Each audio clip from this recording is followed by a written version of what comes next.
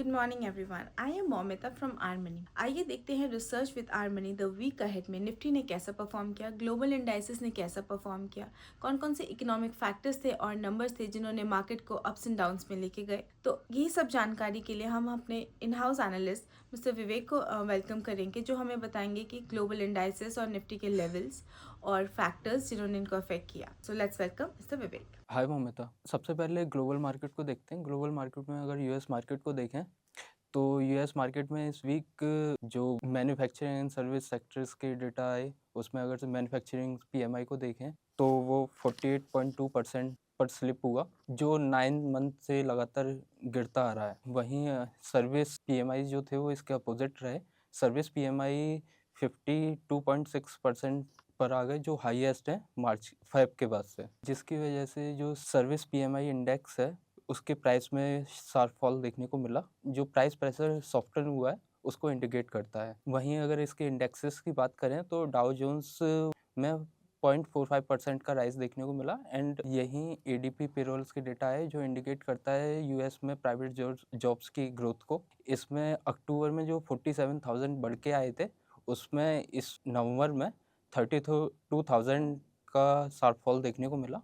US indexes की बात करें तो इसमें डाउ जोन्स 0.45% का राइज देखने को मिला और नेस्डैक में 0.87% का राइज देखने को मिला। वहीं यूरोप इंडेक्सेस की बात करें तो डेक्स जो है वो 0.6% का राइज देखने को मिला और जो एफटीएसई जो ब्रिटेन का इंडेक्स है उसमें 0.45% का फॉल देखने को मिला और जो फ्रांस का इंडेक्स है सीएसी वो फ्लैटिश रहा। अब एशियन मार्केट को देखते हैं। एशियन मार्केट सबसे पहले जापानीज मार्केट को देखते हैं। जापानीज निक्केई में इस बार 0.47% का राइज देखने को मिला और जबकि चाइनीज मार्केट इस बार काफ़ी पॉजिटिव रहा।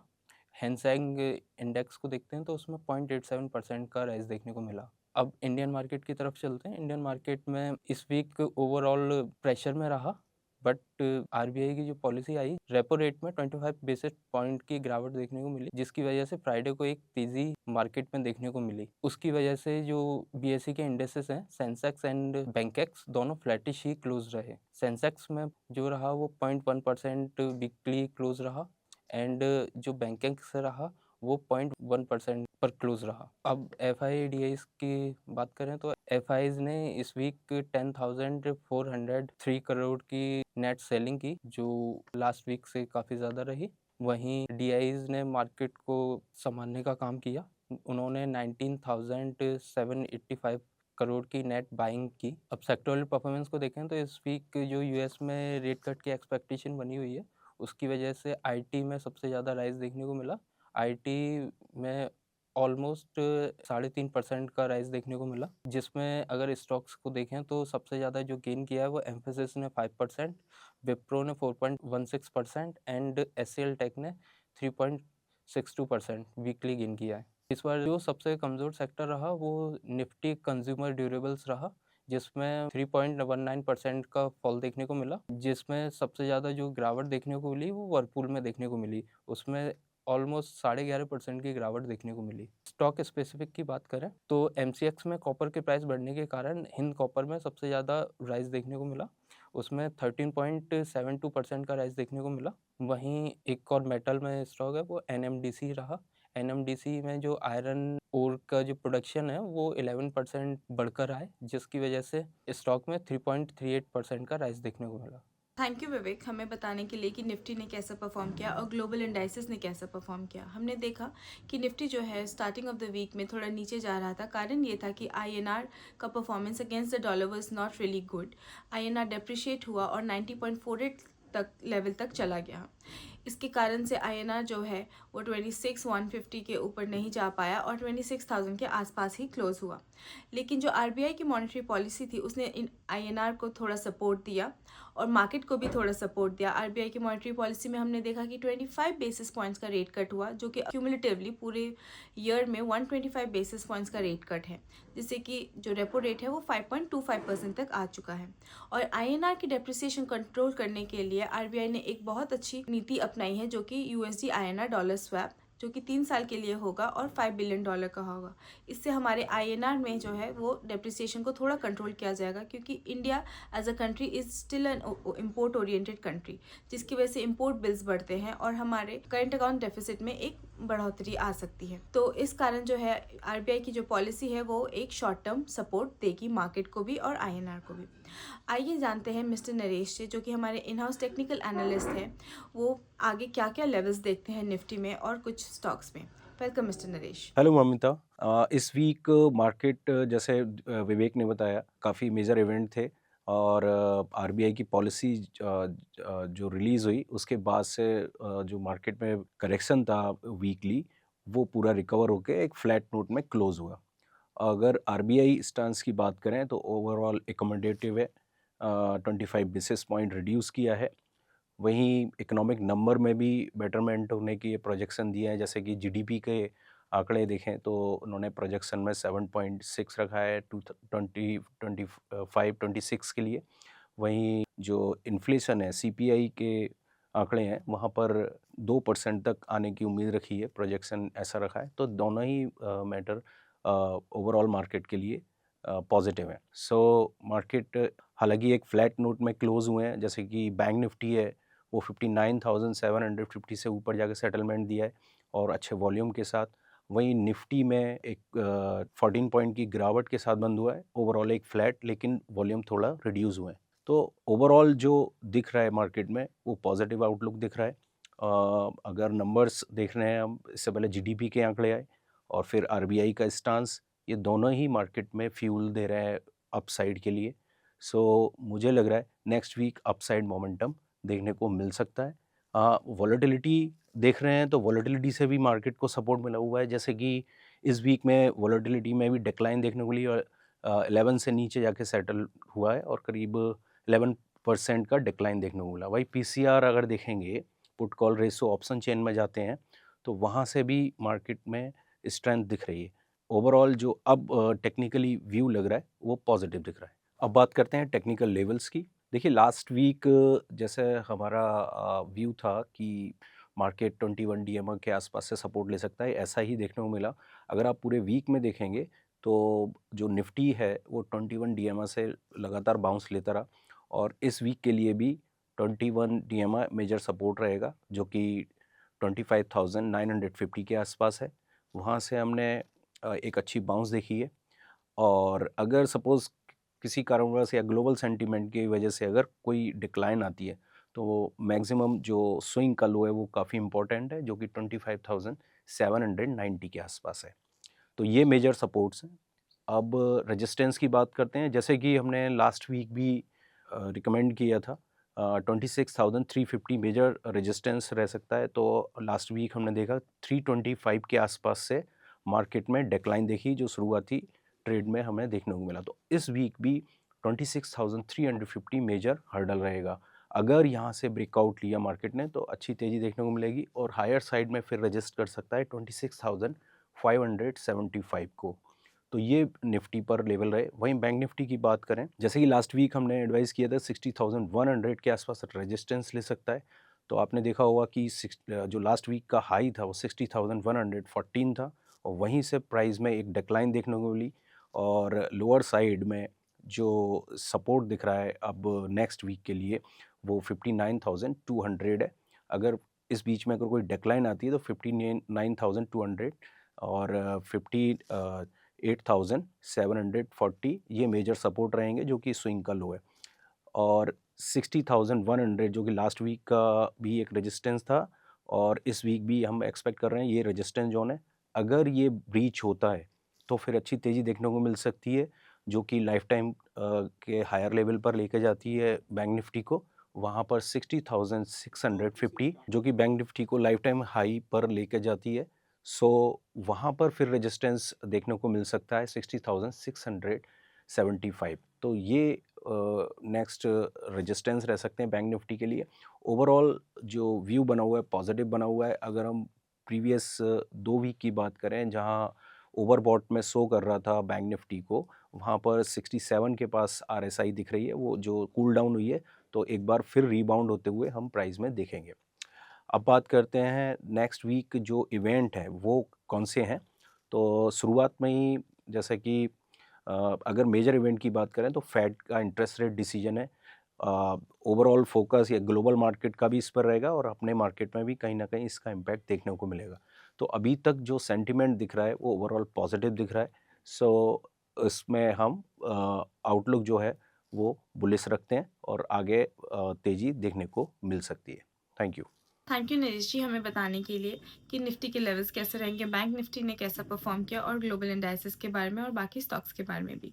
हम इसमें एक और स्टॉक के बारे में बात करना चाहेंगे जो है कि इंडिगो। इंडिगो ने पिछले कुछ टाइम में 11% का स्लम्प देखा। कारण ये था डीजीसीए ने एक नया रूल इम्प्लीमेंट किया जिसमें पायलट की रेस्टिंग आवर्स को 36 आवर्स से बढ़ा के 48 आवर्स कर दिए गए हैं और नाइट लैंडिंग्स को 6 से कम करके 2 कर दिया गया है।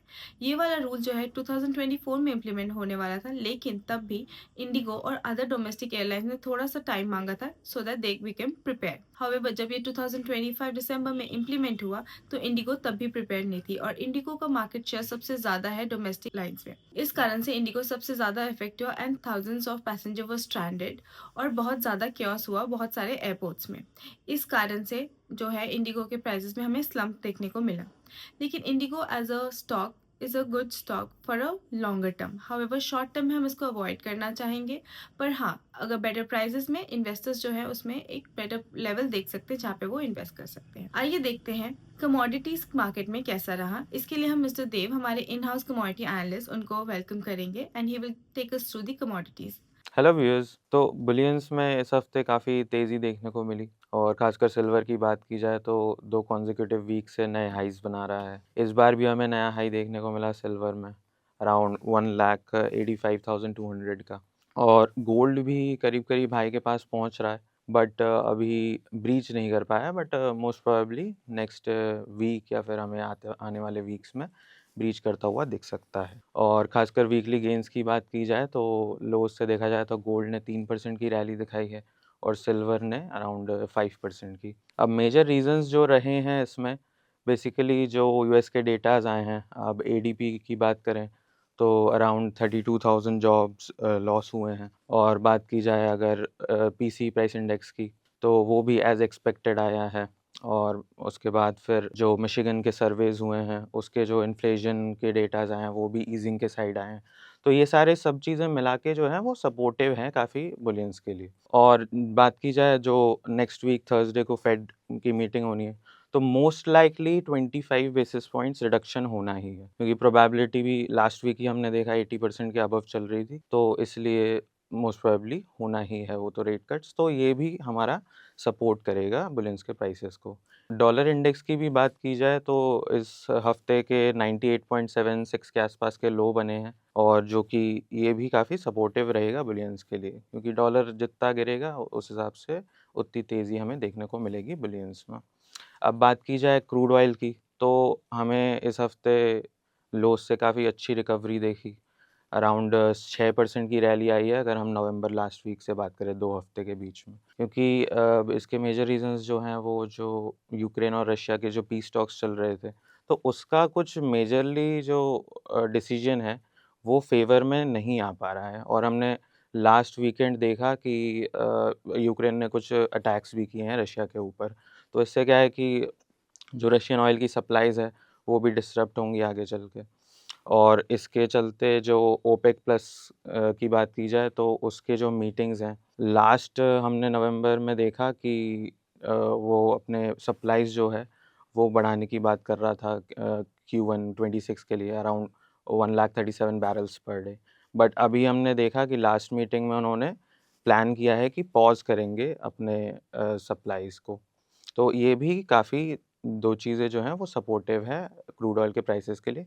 इसलिए हमने लास्ट वीक देखा कि थोड़े जंप हुए प्राइसेस लोअर लेवल से, और अभी जैसे 5400 के ऊपर जाके क्लोज़ दिए हैं फ्राइडे को। कमिंग टू नेचुरल गैस तो देख रहे हैं कि काफ़ी बुल रन में चल रहा है और अपने 3 इयर्स के हाई पे चल रहा है अभी। और बात की जाए अगर लास्ट वीक ऑफ अक्टूबर से गेन्स की तो 70% से ऊपर के गेन्स हमें देखने को मिले हैं। और लास्ट वीक की बात की जाए तो 15% की रैली देखी है। अब बेसिकली इसके मेन रीज़न्स जो है वो ऑब्वियसली विंटर सीज़न चल रहा है, कोल्डर देन एवरेज प्रेडिक्शंस आ रही हैं दिसंबर के लिए। सो मेजर जो भी कंज्यूमर्स हैं एनजी के, तो इसमें डिमांड बढ़ेगी ऑब्वियसली, इसलिए प्राइसेस भी हमें बढ़ते हुए दिख रहे हैं। और बात की जाए स्टोरेजेस की, तो लास्ट 3 वीक से हमें लगातार डिक्लाइनिंग स्टोरेजेस देखने को मिल रही हैं और अपकमिंग वीक्स में भी ऐसे ही डिक्लाइनिंग स्टोरेज देखने को मिलेगी। तो इसलिए हमें एक लगातार एक बुलिश रन देखने को मिल रहा है नेचुरल गैस में। So moving on to the base metals, इसमें हॉट टॉपिक चल रहा है कॉपर के लिए। हमने देखा कि इस हफ्ते काफ़ी अच्छा रिकॉर्ड हाई बनाया, अराउंड 1096 के आसपास का हमें देखा। हमने लास्ट वीक भी सजेस्ट किया था, एक रेंज ब्रेकआउट दिया है, तो रेंज ब्रेकआउट के बाद भी वो कंटिन्यू रहा अपना। और इस हफ्ते अगर देखा जाए तो 5% की रैली देखी है हमने, और ईयर टू डेट की गेंस की जाए तो 35% के अराउंड रहा है। अब बेसिकली इसके मेजर रीजंस जो रहे हैं, एक तो माइन डिसरप्शंस चल रहे हैं, वो तो एक रीज़न रहा ही है। उसके बाद जो है एक एलएमई डेटा रिलीज़ हुआ था, उसमें पता चला है हमें कि जो एशियन वेयरहाउस से काफ़ी हैवी टनेज से आपके विड्रॉल्स हुए हैं फॉर रिफाइंड कॉपर। इससे थोड़ा बहुत स्पेकुलेशन ये चल रहे हैं कि यूएस हो सकता है कि नेक्स्ट ईयर अपने टैरिफ्स लगाने वाले हैं रिफाइंड कॉपर पे, इसलिए इतने ज़्यादा विड्रॉल्स हो रहे हैं। तो इसलिए हमें इतना बुल रन देखने को मिल रहा है, डिमांड क्योंकि काफ़ी ज़्यादा हो रही है और सप्लाई स्क्वीज़ भी काफ़ी ज़्यादा होगी आगे चल के। Now let's talk about technical levels. Gold हमें नेक्स्ट वीक के लिए काफ़ी बुलिश लग रहा है और रेजिस्टेंस बनेगा 1,32,000 का। इससे ऊपर जाएंगे प्राइसेस तो 1,35,000 तक देखने को मिल सकते हैं। एंड सपोर्ट की बात की जाए तो 1,29,000 रहेगा। उससे नीचे प्राइसेस सस्टेन करते हैं तो 1,26,000 तक दिख सकते हैं प्राइसेस। सिल्वर की बात की जाए तो वो भी बुलिश रहेगा एज गोल्ड, और 1,85,000 रेजिस्टेंस बनेगा। इससे ऊपर प्राइसेस निकलते तो 1,95,000 तक जा सकते हैं एंड मोस्ट प्रोबेबली 2 लाख भी टच कर सकते हैं। एंड सपोर्ट की बात की जाए तो 1,80,000 एक अच्छा सपोर्ट है। इससे नीचे प्राइसेस जाते हैं और नेक्स्ट सपोर्ट बनता है 1,72,000 का। क्रूड ऑयल की बात की जाए तो ट्रेंड हमें साइडवेज टू बुलिश लग रहा है, एज हमने देखा कि नीचे से अच्छा एक जंप मारा है, तो इस हफ्ते मोस्ट प्रोबेबली बुलिश रह सकता है। तो 5500 का एक रेजिस्टेंस बनेगा, इससे ऊपर जाते हैं तो 5800 तक हमें प्राइसेस देखने को मिल सकते हैं, और सपोर्ट बनता है अराउंड 5300 का। इससे नीचे जाएंगे तो नेक्स्ट सपोर्ट बनता है फिर 5100 का। Natural gas off course bullish रह सकता है और रेजिस्टेंस बनता है 500 का अब मेजर। उससे ऊपर जाएंगे प्राइसेस तो अराउंड 526 तक प्राइसेस देखने को मिल सकते हैं और मोस्ट प्रोबेबली उससे ऊपर भी जा सकते हैं। सपोर्ट की बात की जाए तो 470 के आसपास बनता है। इससे नीचे प्राइसेस गए तो 450 नेक्स्ट सपोर्ट बनता है इसमें। और कॉपर की बात की जाए तो ये भी बुलिश लग रहा है फॉर नेक्स्ट वीक। रेजिस्टेंस देखा जाए तो 1100 का बनेगा नेक्स्ट एक मेजर, और उसके बाद 1120 एंड 1130 के आसपास जा सकते हैं प्राइसेस। और सपोर्ट की बात की जाए तो 1075 रहेगा। नीचे जाते हैं प्राइसेस तो 1055 हमें दिख सकते हैं प्राइसेस। थैंक यू देव, हमें बताने के लिए गोल्ड और सिल्वर के लेवल्स और कॉपर के बारे में बात करने के लिए, और कमोडिटीज़ की जो फंडामेंटल्स फैक्टर्स है जो कमोडिटीज़ को अफेक्ट कर रहे हैं। हमने देखा है कि गोल्ड और सिल्वर ऑल टाइम हाई पे है। सिल्वर ने ऑलमोस्ट 102% का रिटर्न दिया है, गोल्ड ने भी ऑलमोस्ट 70 to 75% का रिटर्न दिया है इस साल। इनके मेजर कारण है यूएस का नॉन परफॉर्मेंस, यूएस इकोनॉमी का नॉन परफॉर्मेंस, जो हमें दिख सकता है डॉलर इंडेक्स में, जो 100 के ऊपर सस्टेन नहीं कर पा रहा और अभी 98.40 के आसपास सस्टेन कर रहा है। सेकंड जो रीजन होता है एडीपी एम्प्लॉयमेंट डेटा, जिसमें बताया था कि 32,000 ऑफ जॉब कट्स हुए हैं। इसका मतलब जो है नो न्यू जॉब क्रिएशन, जिसकी वजह से हम देख सकते हैं कि यूएस इकोनॉमी जो है वो स्टैग्नेंट है। साथ ही साथ हम थर्ड जो पॉइंट आता है यूएस फेड का रेट कट, जो कि हम एक्सपेक्ट कर रहे हैं कि 25 बेसिस पॉइंट का रेट कट होगा। अभी तक इस साल 50 बेसिस पॉइंट्स का रेट कट हो चुका है, और अगर 25 बेसिस पॉइंट का और रेट कट होता है टोटल 70 बेसिस पॉइंट्स का रेट कट हो जाएगा। गोल्ड और सिल्वर के लिए आगे की जो है वो भी हमें दिखता है कि अपसाइड ही है, कारण 2026 में भी माना जा रहा है कि 2 रेट कट्स और हो सकते हैं 25 बेसिस पॉइंट्स का ईच। आगे अगर हम बात करें निफ्टी इंडेक्स की, निफ्टी इंडेक्स में जो है हम आगे के मंथ में FIIs का परफॉर्मेंस, जो कि जुलाई से अभी तक ऑलमोस्ट नेट सेलिंग में है।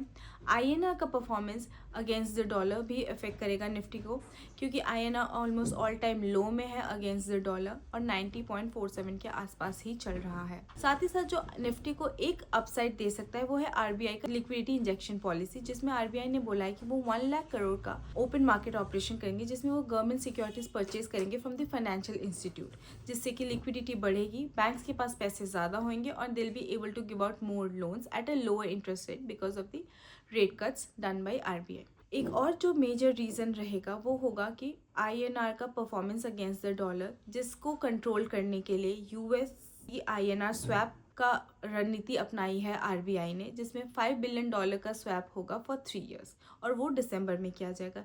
ये एक शॉर्ट टर्म पॉलिसी होएगी INR की डेप्रिसिएशन को कंट्रोल करने के लिए। All this factor would ensure the direction for Nifty. Thank you so much for staying with us. Follow us and subscribe us.